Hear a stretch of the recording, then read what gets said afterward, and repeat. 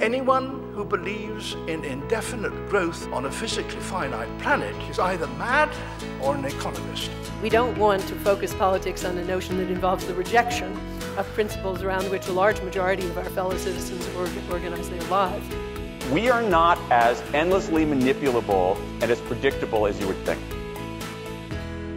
ShareAction's a registered charity, and most of our work is actually about trying to get the very big shareholders, pension funds, who look after your retirement savings, to be active, engaged stewards. And actually, this morning, before I came here, very encouragingly, I got an email from the chair of one of the UK's largest pension schemes, who'd recently met with a group of members pushing that scheme down this track, and she's agreed to go to the annual general meeting of a FTSE 100 company on behalf of the 150,000 members in that scheme and ask a question on an issue.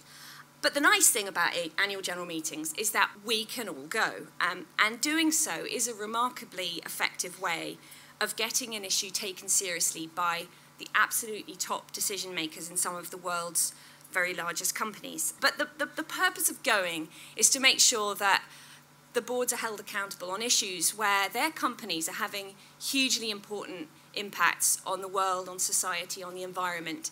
And unless they hear from us, very often, they, sheltered beings as they are, the directors of some of these global companies, they don't hear from anyone directly during a year about these issues. And I just wanted to reflect on the kind of democratic design of companies. There is this institution, it's a legal requirement for an annual meeting where you can get face-to-face with the directors. If you think of other powerful institutions in our world, it's actually very hard to get face-to-face with the directors of the IMF or the cabinet ministers in our government. And the AGM, I think, is a bit of a dying institution. They used to be really lively with lots of angry shareholders, and they've become neglected because big institutional investors don't often go. So that's another reason they're a terrific opportunity. Now let me tell you, in the few minutes remaining, a few quick stories. AstraZeneca is a company that was, until very recently, a funder of a very controversial lobbying organisation called ALEC.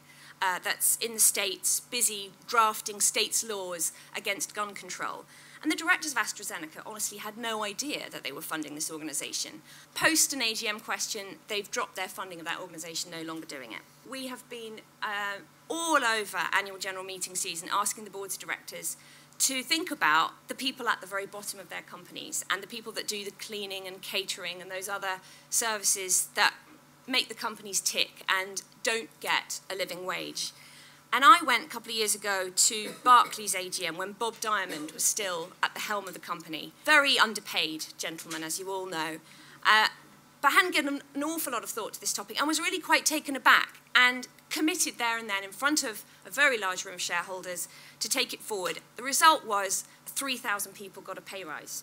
Of course, an AGM question needs a context of a wider campaign or a wider movement or a wider set of stakeholders raising an issue with a company. It's not a sort of one-trick result, outcome sort of situation, but it is a valuable nudge. The whole question of board diversity. Schroders is one of the major investors of all of our pension assets.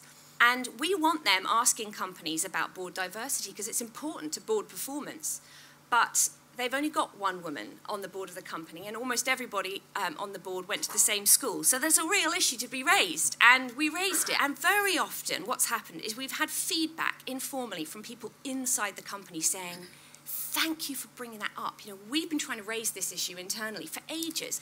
And our questions can be a fantastic prompt and help move those debates forward in a progressive direction. So how do you do it? Well, we at ShareAction can help you with the paperwork. We're setting up a dating agency of people that have shares and never go to the meetings and are very pleased to provide their proxy to someone that would like to go. So the logistics around that is something we can help with. Do your homework. You need to really know your issue well. You need to have thought about and looked up who's on the board of the company, a bit about what's been going on in the news with that company. Just obviously, the basic homework does really make a question much more effective. Be succinct, be polite, and then do the networking afterwards. Once the formal business is over, there's often tremendous opportunity to access the board of directors and give them your business card or take theirs and set up a bit of a personal exchange afterwards. And then follow up with correspondence. So all of those things are what make an AGM intervention really effective. And yeah, I hope people will feel that it's something they'd like to do. Islington Council's top priority is to tackle poverty and reduce inequality, starting in, but I think importantly not ending in, our 6 small square miles of London. So when we came to power in 2010, we ran a big listing exercise which was called a Fairness Commission. It was the first of its kind at the time. There's now 15 or so around the country, to ask Islington residents, our neighbours, what they thought we should do to close the gaps that threaten to divide our borough. And the top reply that came back was to tackle working poverty by trying to do something in particular about poverty pay. So we committed to push the living wage campaign as far as we could, believing that no one should have to do a hard day's work for less than they can live on, and knowing the difference that a living wage can make, knowing that it can mean quitting that second job, getting to spend some time with your children, going on a holiday for the first time in ages, buying a Christmas present, being able to catch the tube rather than the bus. So since then, we've become the first accredited living wage local authority in the country. Part of the way we did that was to chop £50,000 off our chief executive's salary and spend it on bringing our cleaners' salaries up to the living wage. We've secured the living wage for 100% of our own staff, and now for 98% of our contractors. So the only people doing work for Islington Council now who don't get paid a living wage are the people working in adult residential care, which is a shame because that's some of the most important work in our society, but it's proving very difficult as a nut to crack. We wanted to make Islington a place in the country where everybody, whoever they work for, got a decent wage. And so we've been lobbying and cajoling and convincing and persuading other employers in Islington to pay a living wage as well. And as a result, I think we're the part of the country now with the second highest concentration of living wage employers. But we want to reach out even further using every lever that we can to tackle poverty and inequality, as I said. And that includes for us our £900 million Islington pension fund, which we've not really used before to this end. But it strikes us that it's entirely in keeping with our fiduciary responsibility as a pension fund to engage the companies in which we invest in order to persuade them to go living wage in terms of their own staff and in terms of their contractors, given the evidence from both sides of the Atlantic now that suggests that going living wage makes for higher staff morale, for improved rates of retention, for lower rates of sickness and absence, and for reputational gain. All of which is to say there's a business case. It's good for the business and it's good for our investment. So our shareholder activism on this front, actively supported by ShareAction, who've held my hand on more than one occasion, by Citizens UK as well and by PERC, has taken 2 main forms to date. Firstly, letters to FTSE 100 firms in which we invest, urging them to go living wage. And secondly, questions at these same companies' AGMs by way of follow-up. There are otherwise, as far as I can tell, very few occasions when you get to put a company's chair and their chief exec on the spot, on the record, in public. And this can be even more powerful, I think, when institutional investors team up. For instance, there's something called the Local Authority Pension Fund Forum, which brings together 60 local authority pension funds. I mentioned ours is worth 900 million, but when you add them all up, those 60, it's 100 billion or more. That's quite a lot of weight to throw around behind a good cause that commands a solid business case. So I went along to the Smith & Nephew AGM recently, a FTSE 100 company, after writing them a letter and raised the prospect of them paying the living wage to their contractors. In response, they've now contacted Citizens UK's Living Wage Foundation and asked to meet to see what they can do to get accredited as a living wage employer. And beyond writing letters and asking questions, I hope that next year, in the AGM season 2015, there may be some shareholder resolutions and motions about the living wage tabled at FTSE 100 AGMs, forcing the issue, both to secure a better return on investment for investors like us and to tackle the scourge of poverty pay. I'm new to the world of pensions. I've been the vice chair of our pension fund for just a few months now, but it seems to me that the kind of engagement we're talking about here, in a way, could and should always have happened, but for some reason hasn't. So I wanted to give credit to ShareAction for making it happen now, because frankly, I think that it's capitalism at its most responsible. So you've written letters and questions. Have you actually made a decision that your investment decisions will be based around those companies you consider meet your standards? No, I suppose there's 3 things you could do. You could invest in things you like, you can divest out of things you don't like, and you can engage the people you invest in. And at the moment, the living wage stuff is located in the 3rd of those 3 categories for us, so it's about engagement. But we are talking in September, the next time we meet as a pension committee, about whether we can use our investment and divestment decisions to any of these ends too. I came to this through a slightly different route, actually, because I'm an entrepreneur, so I had a business, we were raising capital. We had social goals as well as financial goals for our company. and we had a lot of interest from venture fund investors. So I'd sit down with the venture funds and say, well, of course, you know, we've got a really good growth business which can deliver good financial value, but of course we're really also interested in these social goals we've got.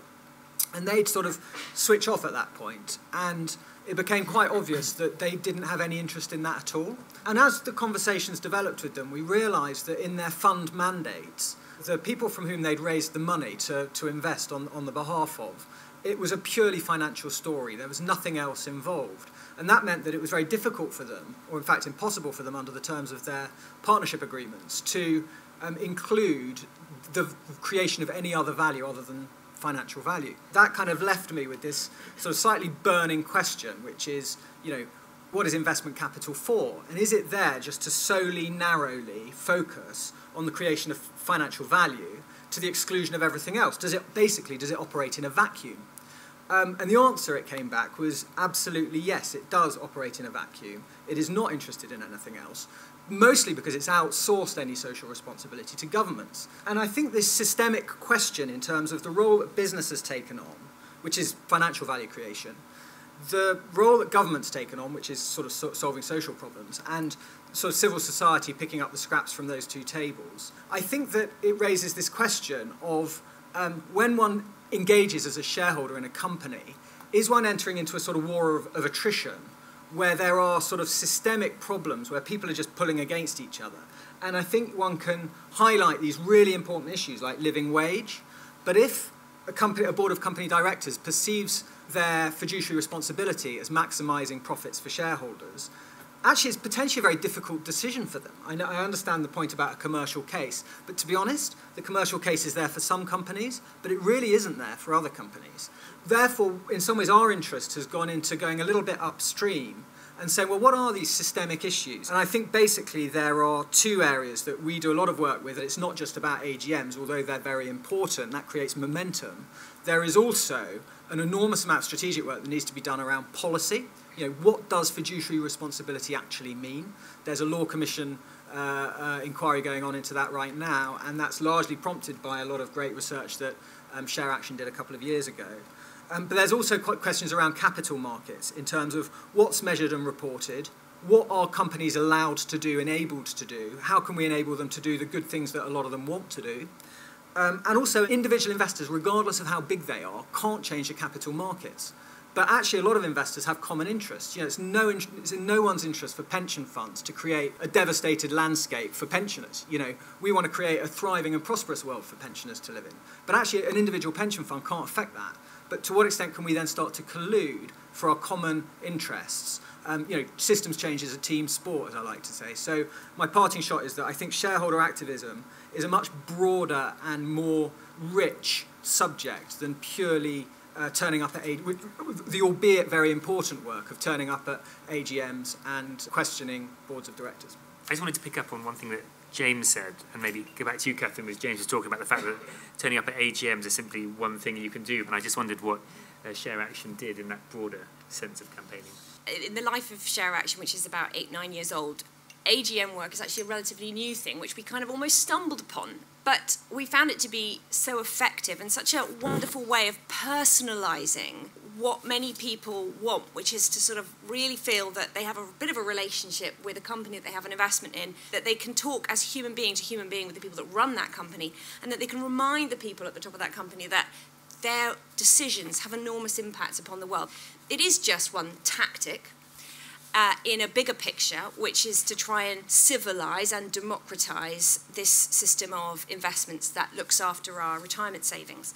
And we have been also doing work, which James mentioned, to look at the interpretation of fiduciary duties prevalent amongst large investors, which we think has been excessively narrow. At the moment, the legal framework for investment doesn't easily allow the questions to be joined up and the challenges and the contradictions inside of that to be exposed. So work to look at fiduciary duty, which is very much underway, is one of the kind of key systemy things that need to be looked at. But I think this democracy bit's really important. We would like to see annual general meetings for pension schemes. You know, pension schemes don't actually have to, the trustees, make themselves accessible and available once a year in the way that company directors do to their shareholders. to their members. So there are other bits and pieces going on. But AGMs are rather special and rather fun. And as I said earlier, you know, do give it a whirl. You've heard from a campaigner at the beginning, and then you've heard from somebody in a pension fund and somebody in a company. From me, you hear from somebody who's in the middle, somebody who's managed pension fund money. We were investing money, trying to be owners. In fact, we were buying shares in companies that we thought were poorly managed, where the share price was low, and we were trying to change the management or the strategy in order to have the company better managed. And we thought we could do so much that way, but actually what you wanted was companies well managed in the first place, and so we put together this equity ownership service. It's 150 billion rather than 150 million of pension funds that have come together. That's still quite a small voice. It's less than 0.5% of the shares in world equity, but it's beginning to be something that's a little bit more crunchy. And look, in all the stuff that we were doing, or that people that are advocating here are doing, none of this is in the least bit radical. I haven't ever come across a book that says that companies should be run for anybody else than their shareholders. That's what the law of the land says. That's what the nature of companies are. And they routinely are not managed for their shareholders, whether you look at the ridiculous increases across the globe in executive pay, or whether you look at the fact that 80% of acquisitions fail to add value for the shareholding of the acquiring company. Just in simple financial terms, companies are not run as well as they might be for their shareholders. But then there's the second bit of this argument, and it really is radical, and it's really interesting. Because if you go back and say, well, who are the shareholders? Well, first of all, you come across institutions like myself or Hermes, or else you come across a pension fund, such as the Islington pension fund. But my guess is that almost everyone in this room are the beneficial owners of shares run by somebody like Islington pension fund or by Hermes. The beneficial owners of our companies are millions upon millions upon millions of people. So we are the shareholders. And yet we know that we're not represented.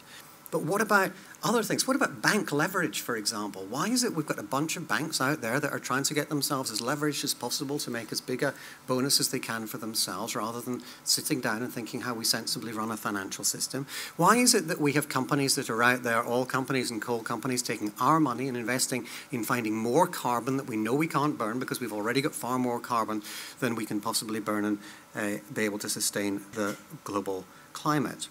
So there's lots to be done, and I think the prize absolutely huge. And what a great place to be discussing this at the RSA. You know, I think if I'd been in this building at the time that it was built, we would have been talking about something that was called civil society, and this was something that would have incorporated democracy, and it would have incorporated debate, and it would have incorporated rule of law, and it would have incorporated separation of powers, and a whole load of other stuff like that that has indeed, over the past 250 years, transformed our world. Today, what we're talking about, I think, is the early start of something I'd call the civil economy, where if it is the case that we are the beneficial owners of companies, then just as we expect our representatives and our government agencies to be responding to our needs, so we should be expecting that of the big public companies in our world as well. And that means changes in behavior right through the system. You know, fund managers I think of as rather being like your MP. You know, you give your money to the fund manager, you expect them to be working for you in the way that they manage the shares. Boards of directors are like the cabinet who are running the company that you own. You will need information that is independent and properly distributed, and you will critically need civil society to start asking the difficult questions. So just as you have lobby groups and charities and so on that ask difficult questions of governments, so you need individuals and people to be asking difficult questions of companies. And that's a really, really interesting prize. Seizing that prize today is not so terribly straightforward. It's not going to be a straight line because there are lots of tides that move in the other direction. Lots of tides that move in the other direction that it worries me nobody has blown the whistle on, or at least called into question. The chains and chains of agents that lie between us and the funds and the companies in which we invest. You know, most of you, if you have a pension fund, it's probably invested today in several thousand companies. A big pension fund, maybe 6,000 or 7,000 1,000 companies. How is it that you're proposing that you're going to be a good and responsible owner of 6,000 and 7,000 companies, 10 votes at the annual general meeting for each of those, let's say, 60 or 70,000 votes? I mean, crikey, you'd spend a long time in the polling station. How are we going to deal with the fact that our pension funds are increasingly investing in derivatives of shares rather than in the shares themselves, so that it's not even clear who it is that has the voice when they turn up at an annual general meeting? But the prize for going in the other direction, the civil economy, is, I think, very, very large indeed. Capitalism needs owners if it's going to work properly, and we are the owners, and wow, that could make a difference to the way that our world unfolds. And that means changes for everyone. I think hugely from my work at Hermes, it means changes in lobbying about the way our institutions work, our fund managers, our pension funds, what it is that they're thinking about. But in the end of the day, like civil society, it all ends up with individuals. And what it is that ShareAction are proposing here of a network of articulate individuals who can ask the difficult questions, that's where our civil society started with the RSA and institutions like the RSA, and I hope that the RSA will be part of the civil economy that we'll be building over the next few generations.